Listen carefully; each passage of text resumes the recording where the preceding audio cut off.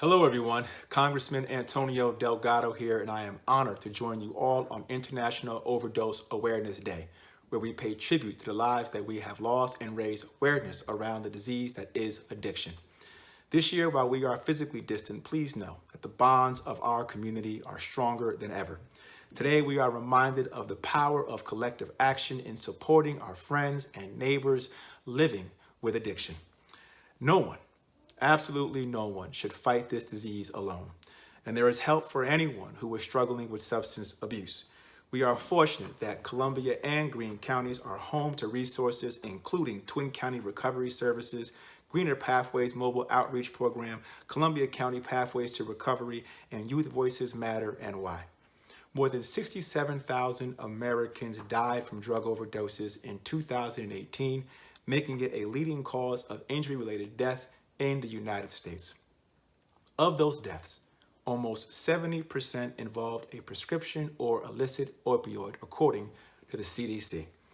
In our communities, overdoses in Columbia and Greene counties have dramatically increased during the COVID-19 pandemic. So now, more than ever, we need to fully support addiction treatment services. I'm grateful for the work of Greener Pathways and forward-thinking initiatives that treat the disease that is addiction with care and with compassion rather than through incarceration. In Congress, I've worked to amplify the voices of our community leaders working to address opioid addiction and substance abuse. This year, I hosted Chatham Police Chief Peter Volkman as my guest at the State of the Union and highlighted his program, Chatham Cares for You, which encourages residents struggling with substance abuse to walk into the police station and ask for help, hand in their drugs and ask for help. And instead of being charged, individuals are placed into a drug treatment program regardless of their financial means or insurance coverage. Local programs are stronger when they work alongside thoughtful federal policy.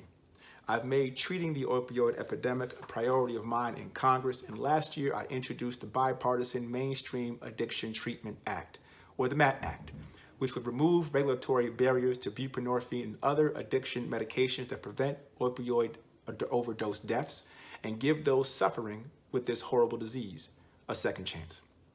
Additionally, while Congress continues to negotiate future legislation around the coronavirus pandemic, I join more than 50 of my colleagues on both sides of the aisle in calling attention to the urgent need for substance abuse and mental health resources.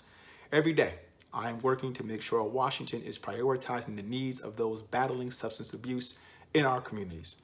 I will close today by reiterating that there are many reasons for hope. People recover and get their life back on track, and they do so every single day. Thank you to the volunteers at Greener Pathways for all of your work to remember our loved ones and those who are struggling with addiction.